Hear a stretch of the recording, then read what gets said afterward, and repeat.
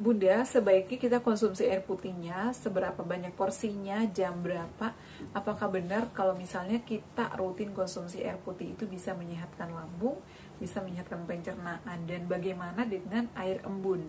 Karena ada juga yang sharing beberapa waktu lalu, aku tuh konsumsi air embun, tenggorokan aku mengganjal tapi sembuh. Karena kebetulan aku juga pernah ya nyobain air embun pada saat itu aku lagi batuk pilek dan tenggorokan aku tuh kayak mengganjal. Aku rutin air embun itu, alhamdulillah sembuh. Tapi jangan salah caranya ya. Di video kali ini aku bakal kasih tahu cara konsumsi air putih, air embun, dan juga kunyit.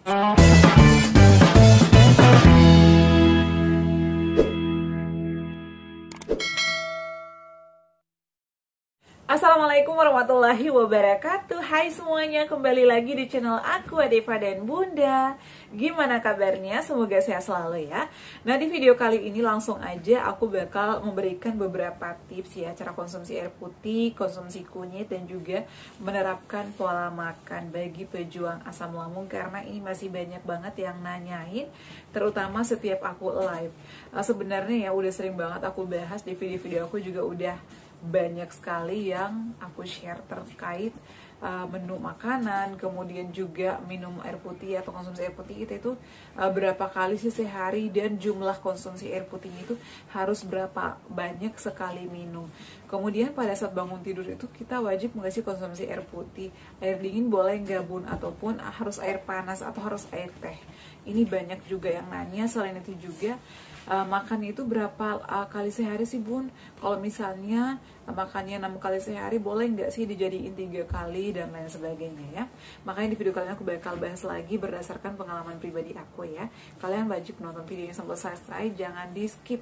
Karena alhamdulillah banyak sekali yang sembuh dengan menerapkan tips-tips dari aku. Memang sih kesembuhan itu datangnya dari Allah Subhanahu wa taala, tapi mungkin melalui kami ya yang sering sharing pengalaman asam lambung. Karena yang ngalamin asam lambung itu bukan hanya saya, tapi banyak sekali yang udah sembuh juga. Jadi pasti banyak yang nanya, asam lambung ini bisa sembuh gak sih? Kok sensasinya kayak serem gitu ya. Dan asam lambung ini kok sensasinya bisa membuat kita kayak capek, stres, kenapa ya Bun ya? Dan juga biasanya disertai kecemasan. Nah, jadi pertama kali aku bakal bahas dulu tentang minum ya. Aku tuh pernah bahas beberapa waktu lalu air minum. Nah, air minum ini bisa menyembuhkan lambung dengan catatan kita itu harus disiplin dari pola makan, pola pikir, pola hidup sehat. Intinya itu 3P atau 4P kata dokter ya, kata teman-teman aku juga. Apa sih itu? Yang pertama pola makan, pola pikir, pola hidup sehat, pola tidur. Jadi harus diterapkan. Jangan telat makan, jangan begadang, dan olahraganya harus dirutinin juga ya.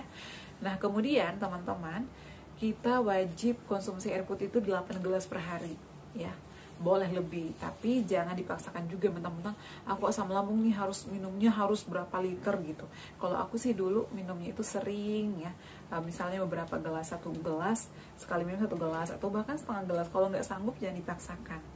Intinya kalau kita perbanyak konsumsi air putih, jadi bawaannya itu kayak nggak dehidrasi dan nggak sering kering di kerongkongan. Karena tadi itu pada saat aku live ada beberapa orang yang curhat, Bunda aku tuh sering banget kerongkongannya kayak kering gitu ya, kemudian kayak mau batuk gitu tapi nggak batuk, karena memang kerongkongan itu kenapa? Itu juga dari sensasi asam lambung. Nah, jadi kita tuh wajib konsumsi air putih karena pH air ini kan di atas 7 ya, jadi itu bisa membantu menetralkan asam lambung juga. Caranya gimana? Pada saat bangun tidur nih ya, aku itu ke dapur minum air putih, kadang 1-2 gelas ya. Gelasnya bebas, mau gelas kecil, gelas sedang, bebas. Yang penting jangan dipaksakan. Airnya boleh suam-suam kuku, boleh air normal, yang penting jangan air es, no. Kecuali Bunda tenggorokan aku ini lagi mengganjal ya. Aku udah konsumsi air hangat Bun, tapi nggak sembuh-sembuh. Bisa konsumsi air embun. Pernah aku bahas di video sebelumnya. Air embun ini ajaib sih menurut aku ya. Karena kalau misalnya lagi batuk ya, kayak lagi banyak lendir di tenggorokan, kalau kita terapi dengan air embun itu bisa sembuh. Caranya gimana? Aku ajarin ya, perhatikan. Caranya itu adalah pada saat mau tidur malam, ambil air di gelas, dibuka aja, jangan ditutup, taruh di atas genteng yang aman, tapi jangan sampai dimasukin tikus ataupun kecoa. ya. Jadi cari yang aman. Kalau nggak di atas genteng, biasanya aku tuh di atas pohon. Kalau dulu di kampung di atas pohon kelor atau pohon jambu air yang jelasnya jangan kena ya kayak hewan-hewan gitu, jangan. Ya yang lebih aman sih kayak di atas genteng gitu ya, itu juga lebih aman. Jadi tuh semalaman, dari malam jam 9 pada saat bangun pagi kita ambil. Kemudian sebelum makan dan minum bisa dikonsumsi. Ini kalau misalnya posisinya itu perutnya udah kayak nggak perih-perih gitu. Tapi kalau misalnya perutnya kayak masih ada perih nih bun, kayak masih sering nyut-nyutan, konsumsinya itu setelah makan. Jadi pada saat bangun itu bisa buat tepung Garut dulu atau makan nasi dulu sesuap 2 suap dikunyah halus. Setelah itu baru konsumsi air embun. Itu ampuh, bisa mengatasi tenggorokan mengganjal, batuk, lendir-lendir di sini. Nah, dan biasanya setelah aku konsumsi air embun ini, langsung konsumsi gula merah atau gula aren. Jadi itu kayak langsung sep gitu ya. Jadi lendir-lendir di sini tuh langsung menghilang. Emang sih nggak instan. Jadi ya bertahap, step by step. Jadi misalnya kalau hari ini konsumsi air embun, besoknya dikonsumsi lagi. Dan itu menurut aku nggak ada efek sampingnya, itu malahan bagus untuk mengatasi ketenggorokan.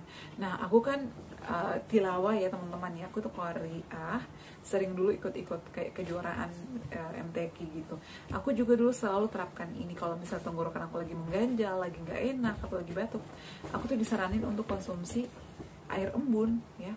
Jadi air embun itu memang bagus. Nah kemudian kita itu konsumsi air putihnya. Nah, kalau misalnya nggak konsumsi air embun pada saat bangun tidur, kalau misalnya udah nggak mengganjal di tenggorokannya, cuman lambungnya kayak masih sering sakit, terapinya air putih yang suam-suam kuku aja, jangan yang panas, suam-suam kuku aja. Sebelum makan dan minum dikonsumsi, rutinin itu setiap hari. Kalau bisa selama 3 bulan itu jangan stop ya. Dan biasanya aku tuh habis konsumsi air putih ya setengah 5 pagi ataupun jam 4. Setelah itu sholat. Habis sholat aku itu langsung ngaduk kayak air tajin ataupun tepung Garut. Habis itu udah matang aku mandi ya, persiapan kerja ataupun kalau lagi di rumah tetap aja sebelum ke pasar itu aku harus sarapan dulu. Kalau nggak air tajin harus tepung Garut agar kita tuh nggak masuk angin. Nah setelah itu kalau misalnya udah mandi dan aku tuh konsumsi langsung tepung Garut ataupun air tajin aku. Kalau lagi berangkat kerja, aku tuh bawa sarapan dari rumah, baik itu nasi, bubur ataupun oat.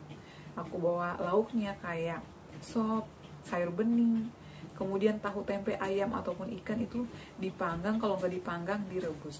Jadi aku itu bangun dari jam 4 atau setengah 4, sholat malam, tadarusan, itu semuanya lengkap. Masak, dan masakan kita tuh instan kok teman-teman, nggak lama. Panggang juga palingan cuma di atas teflon, kadang aku kukus, kadang aku rebus. Jadi mungkin ya karena aku kan di rumah cuma bertiga, jadi yang aku urus itu cuma makananku, kadang makanan suami sama anak aku. Kalau nggak sempat masak ya aku beli. Kalau aku kan jarang beli, jarang jajan di luar ya. Dan setelah nyampe di kantor udah konsumsi tepung Garut di rumah ya, aku wajib sarapan, siapin meja kerja, habis itu sarapan. Mau sarapan apa aja bisa.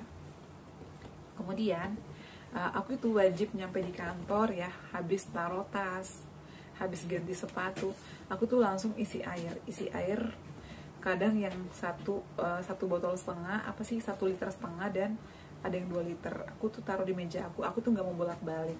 Dan pada saat itu aku wajib konsumsi air yang ukuran 500 ml nyampe di kantor. Ini buat diri aku sendiri ya.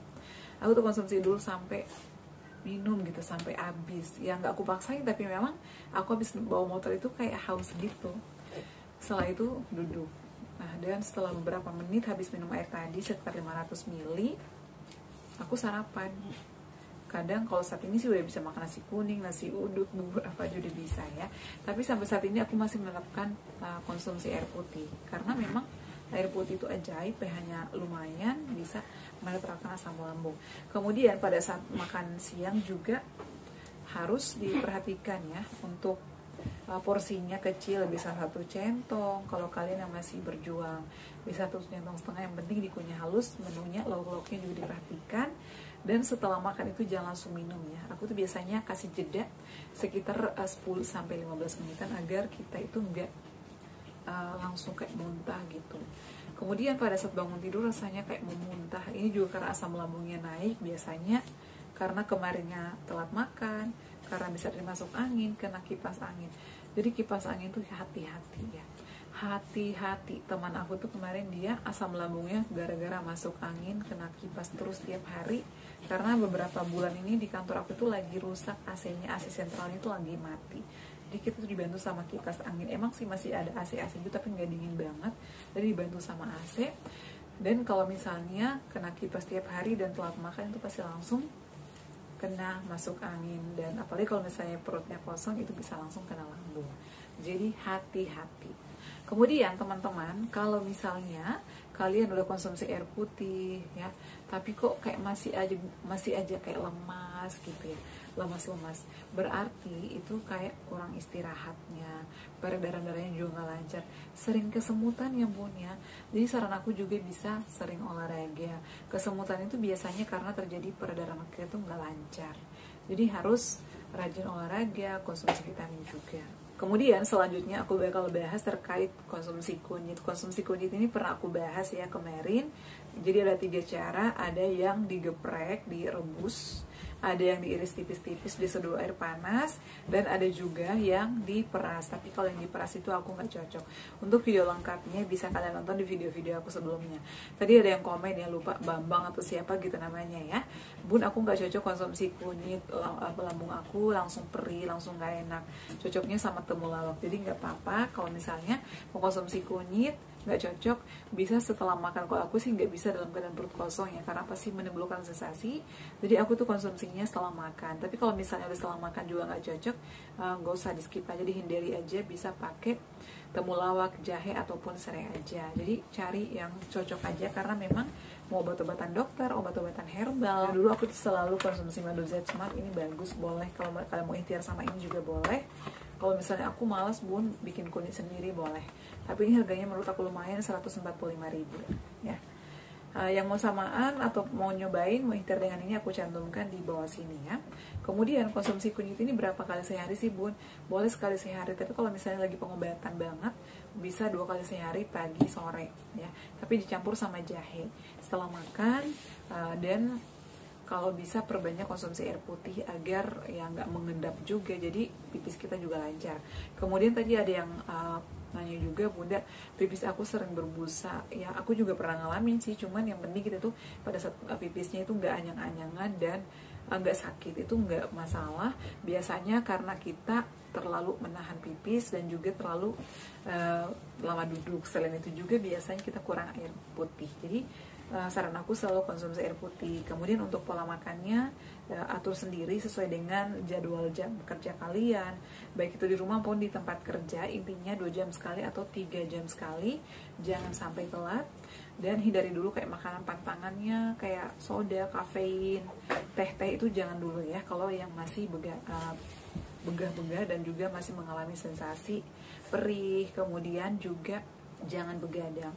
Selain itu juga makanan pedas, kecut, gurih-gurih. Nah, tadi ada yang komen juga, bunda boleh nggak sih kita konsumsi santan? No, kalau masih ada sensasi, santanan dihindari dulu ya, baik itu dari santanan cair ataupun mungkin kalian bikin kue nih, santan kayak kental gitu, jangan ya kalau masih ada sensasi. Tapi kalau misalnya udah membaik, udah pemulihan nih bun, boleh, tapi setelah makan dan jangan berlebihan, sedikit-sedikit aja. Sama halnya dengan kalau misalnya mau konsumsi biskuit itu ada beberapa yang cocok, ada yang enggak, kayak biskuit gandum boleh dikonsumsi tapi jangan berlebihan. Kalau aku nih kayak Go Potato, kemarin ada yang komen, biasanya itu konsumsinya 3-5 keping aja, jangan langsung habis 1 bungkus, itu juga nanti bakal susah dicerna, menimbulkan sensasi lagi. Jadi kita tuh serba salah, nggak boleh berlebihan, nggak boleh terlalu banyak, harus sadar diri, introspeksi diri. Kalau misalnya lagi kambuh, oh iya aku tadi kebanyakan makan ini, aku tadi telat makan, aku tadi begadang,